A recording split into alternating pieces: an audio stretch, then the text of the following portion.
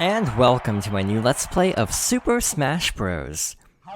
This is the very first game in the series, released for the Nintendo 64 in 1999. While it's not the biggest or best entry in the series, I actually find this to be really interesting. It actually holds up fairly well in some ways, because the foundation established in this game is used throughout most of the rest of the series to varying degrees. But also, it's just kind of neat getting to see the humble beginnings of this really successful series. So, right now there's a tutorial video going over the basic controls and gameplay. I'll go over this in a bit more detail later on. But Smash Bros. Started out as a new IP. But it was eventually rebranded to be a Nintendo crossover fighting game because they wanted it to sell better. I'm pretty sure Masahiro Sakurai ended up making a prototype with Nintendo characters before even pitching the idea because he was concerned that Nintendo would shoot down the idea because, frankly, he didn't think Nintendo would like their characters fighting each other. And he was probably right. With that being said, here are some character bios, kinda neat. We'll be going over this a little bit later, so without further ado, let's get started. So we have one-player mode, versus mode options, and data. We will be starting out with one-player mode. Our options are training mode, 2 bonus modes, and one-player game. One-player game is essentially arcade mode in other fighting games or classic mode in later Smash Bros. Games. So you have your starting roster of Mario, DK, Link, Samus, Yoshi, Kirby, Fox, and Pikachu, but Luigi, Ness, Captain Falcon, and Jigglypuff are unlockable by meeting certain conditions. You can set the time to infinite or 5 minutes. 5 minutes is plenty, so we're gonna leave that default. You can drop the difficulty level all the way down to very easy, or raise it to very hard. You can change the number of stocks or lives from 1 to 5. We're going to keep it default at 3. And for this playthrough, we'll be playing as my main, who is Pikachu. By pressing different C buttons, you can change costumes. We'll be going with the blue alt for this playthrough. On the bottom of the screen, you have the high score for the playthrough. The blue number, I think, refers to like bonus score. More on that later. And the yellow Smash Bros. Logo means that the highest difficulty I've cleared this on is normal. So let's get started.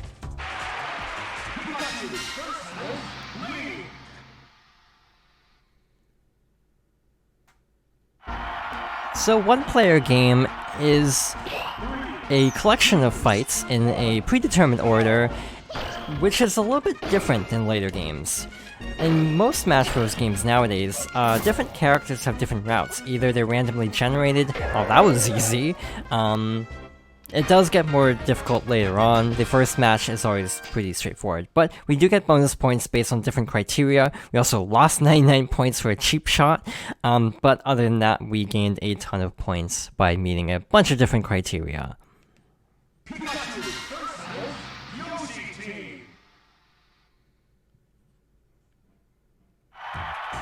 So yeah, the big difference between one-player game in the original Smash Bros. And classic mode in later games is that everything is predetermined.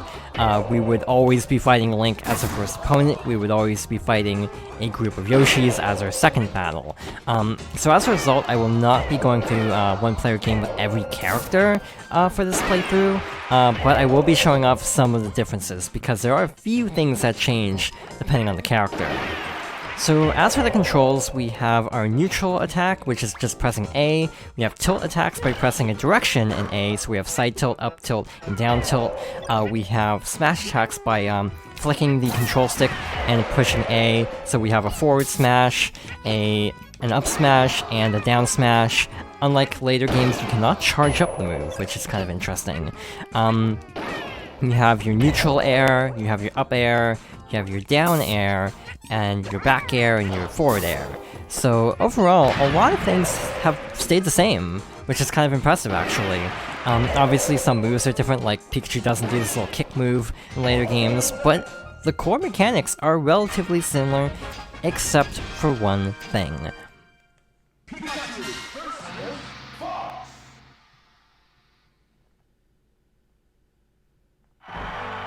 In addition to the regular attacks, you also have special attacks with B. So we have our neutral B. Fox has a reflector, so not the best opponent to be demonstrating Thunder Jolt on. We have the up B, typically meant for getting back onto the stage if you're knocked off. And you have your down B. So unlike in later games, starting with Melee, there is no side B. If you are holding a direction to the side and press B, you do the same move as the neutral B. In some cases, the side B was made its own move. In some cases, the neutral B was added. So Link, for example, his neutral B in this game is actually his side B in later games. So that's really interesting and kind of a really fascinating addition that really helps, I find, in later games. These movesets feel kind of bare bones without that extra move, I find. So that was pretty seamless, actually. Fox tends to give me a lot of trouble at times, so that went pretty well beyond the constant reflecting.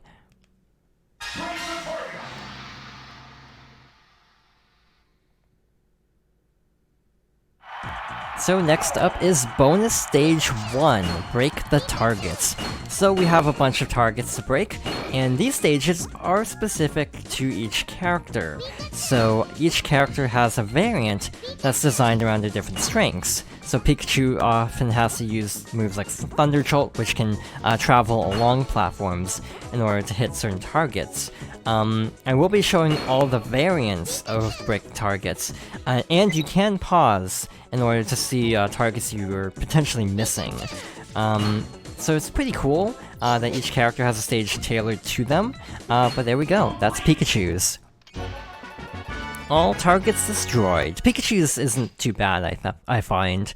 Some characters' bonus stages are actually really difficult.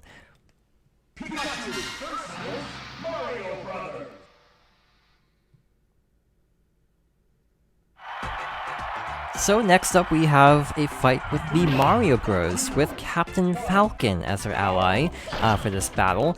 I find that they tend to give you the unlockable characters as ally characters quite a bit. I'm not sure if that's on purpose or just a coincidence, because when you have 12 characters, it's a pretty small roster. But I wonder if it was sort of designed to be like a way to showcase some of the unlockable characters, because when I was practicing, I was mostly getting the unlocked characters in team battles.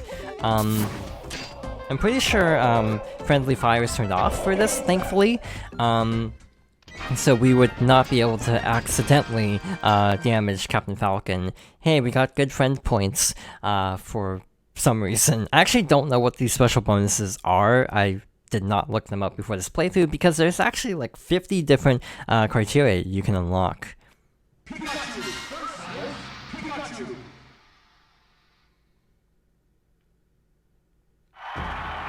So we have a mirror match. Two Pikachus in Saffron City. The gimmick of the stage, by the way, all the stages do have gimmicks. The gimmick of the stage is Pokemon can appear, and they have different effects, like Voltorb will just straight up self-destruct. And, you know, other characters have different moves they use as well that can hurt you or your opponent. But the goal of Smash Bros, that must be Venusaur, the goal of Smash Bros is to knock your opponent off the stage. The health meter, as you could call it, goes up, because that's the percent of damage. So as the percent goes up, they become easier to knock back. Therefore,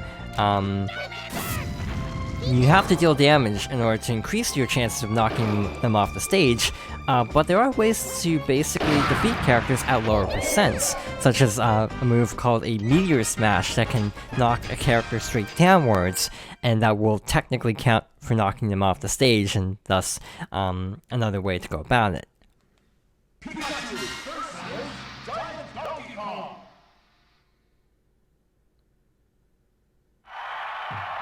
So Giant DK is an interesting fight.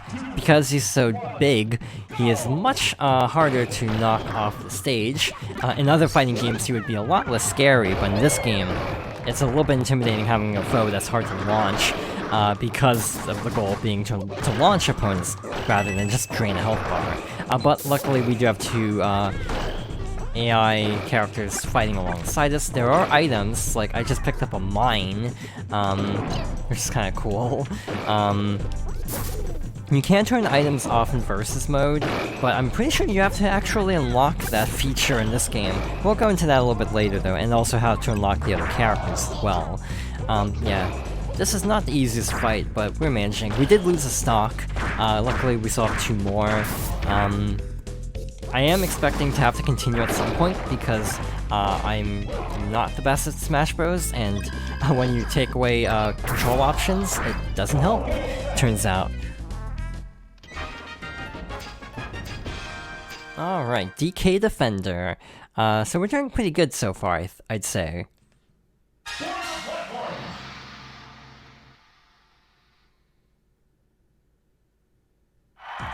Our second bonus stage is Board the Platforms. So we have a bunch of little platforms to jump across, and you have to basically land on all of them at least once. These are also exclusive to each character and take advantage of the different movesets. Some are much more difficult than others. Pikachu's is probably one of the easiest, I'd say. Like, other than one tricky thing at the end, it's pretty easy going. Some of them are just really difficult, and I will be showing off the different variants later on. This is a little tricky. You have to use Thunder Jolt, not Thunder Jolt, Quick Attack, to basically zip up here. You can use it twice, once in midair, in order to change direction, so you can zip across and land on this safely.